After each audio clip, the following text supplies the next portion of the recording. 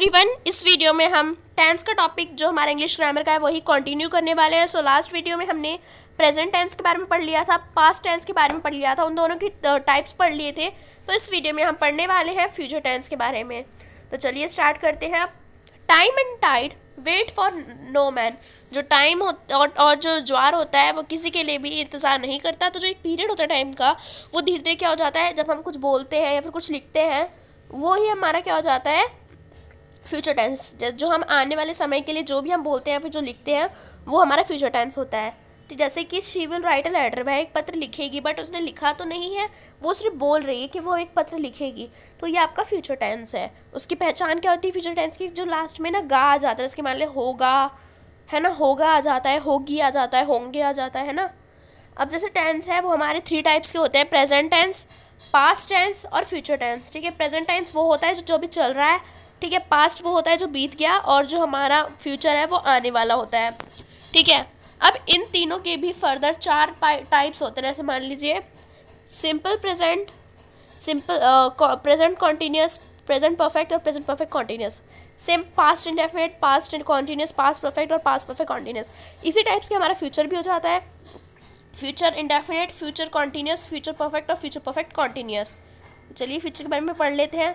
जो फ्यूचर होता है, सिंपल फ्यूचर, वो क्या हो जाता है, ये हमें टेंस बताता है कि एक एक्शन के बारे में जो कि अभी हुआ नहीं है बट वो बाद में होगा। ठीक है, इसके बारे में बात करता है। जैसे कि और जिसकी पहचान है वो होगी ता होगा, ती होगी, ते होंगे। ठीक है, जिसकी वह खेलता होगा।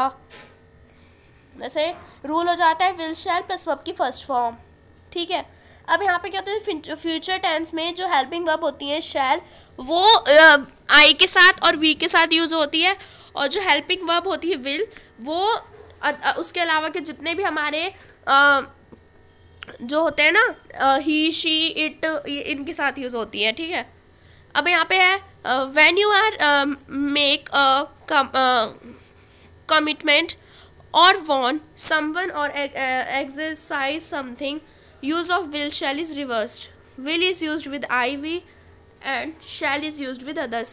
बट जब आप कोई भी कमिटमेंट या फिर कोई भी किसी को भी आप धमकी दे रहे होते हैं या फिर आप किसी को भी एम्फेसाइज कर रहे होते हैं किसी भी चीज़ के बारे में, तो ये उल्टे एक्शन करते हैं। तो उस समय हम क्या करते हैं कि हम विल को तो IV के साथ यूज़ करते हैं, बट शैल को उसके अलावा वाले के साथ यूज़ करते हैं। ठीक है, अब जैसे कि in general speaking there is hardly any difference between shall and will. जब हम जनरल स्पीकिंग करते हैं तो उनके बीच जो विल शैल होते हैं उनके बीच में बिल्कुल बहुत ही कम डिफरेंस होता है, और नॉर्मली हम यहाँ पे सबके साथ ही क्या कर देते हैं, विल का यूज़ कर सकते हैं। ठीक है, जैसे कि इनके रूल देख लेते हैं।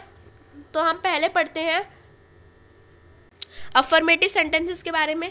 तो इसका रूल होता है subject plus will shall plus verb की फर्स्ट फॉर्म प्लस ऑब्जेक्ट और प्लस और फुल स्टॉप। तो इसका हो जाएगा she will write a letter, वह एक पत्र लिखेगी। ठीक है, और नेगेटिव का हो जाता है subject plus will shall plus not plus verb की फर्स्ट फॉर्म प्लस ऑब्जेक्ट। जैसे she will not write a letter, वह एक पत्र नहीं लिखेगी।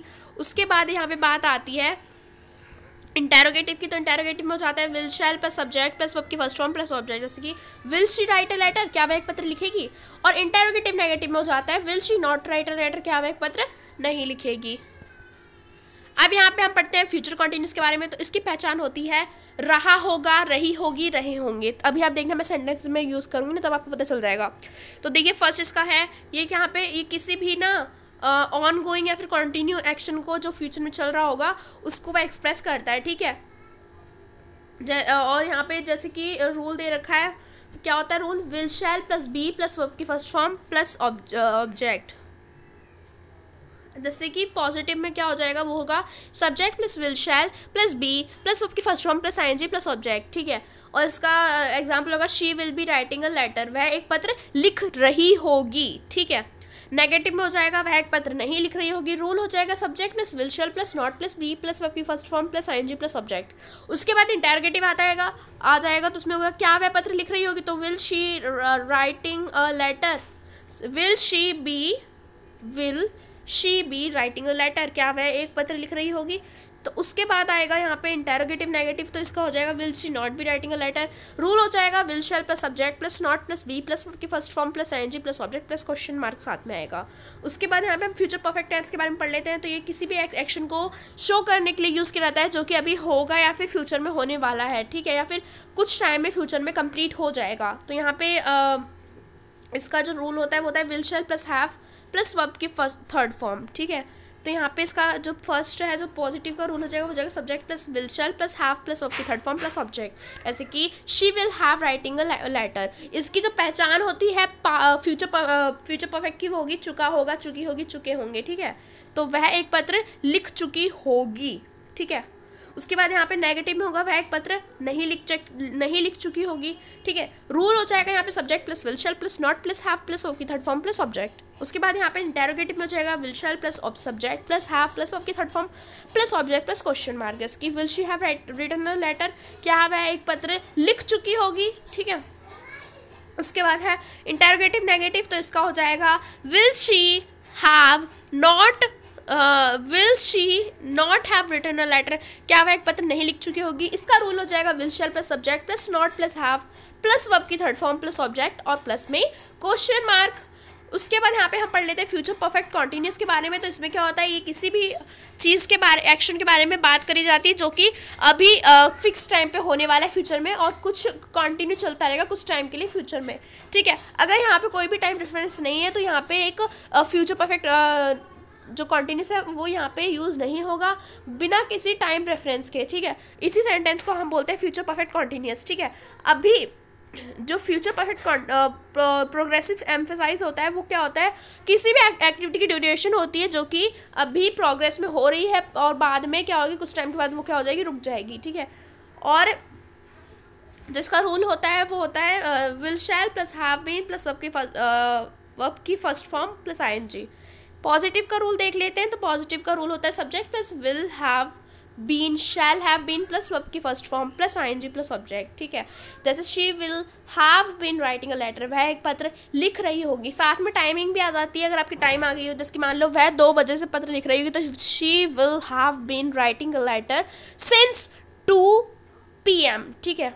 उसके बाद है नेगेटिव, तो यहाँ पे हो जाएगा subject plus will shall plus not plus have been, और उसके बाद हो जाएगा वर्ब की first form plus ING plus object, ठीक है। तो यहाँ पे आप करेंगे she will not have been writing a letter, तो वह पत्र नहीं लिख रही होगी, ठीक है। इंटेरोगेटिव में हो जाएगा आपका will shall plus subject plus have been plus verb की first form plus ING plus object plus question mark. जैसे कि will she have been writing a letter, क्या वह एक पत्र लिख रही होगी। अब यहाँ पे हम इंटेरोगेटिव नेगेटिव का देख लेते हैं। तो जो इसका रूल होगा वो होगा will shall plus subject plus not plus have been plus verb की first form plus ING plus object plus question mark. तो इसका हो जाएगा rule will she not have been writing a letter, क्या वह एक पत्र नहीं लिख रही होगी। तो ये जो आपके फ्यूचर टेंस है और जो आपको प्रेजेंट पास्ट है वो सारे कंप्लीट होते हैं, आपका जो टेंस है पूरी तरह से कंप्लीट होता है। तो अगर आपको हमारी वीडियो अच्छी लगी होगी तो प्लीज़ हमारी वीडियो को लाइक करिएगा, फ्रेंड्स के साथ शेयर करिएगा और ऐसी वीडियोज़ के लिए हमारे चैनल को सब्सक्राइब करिएगा। Thanks for watching video, bye bye guys.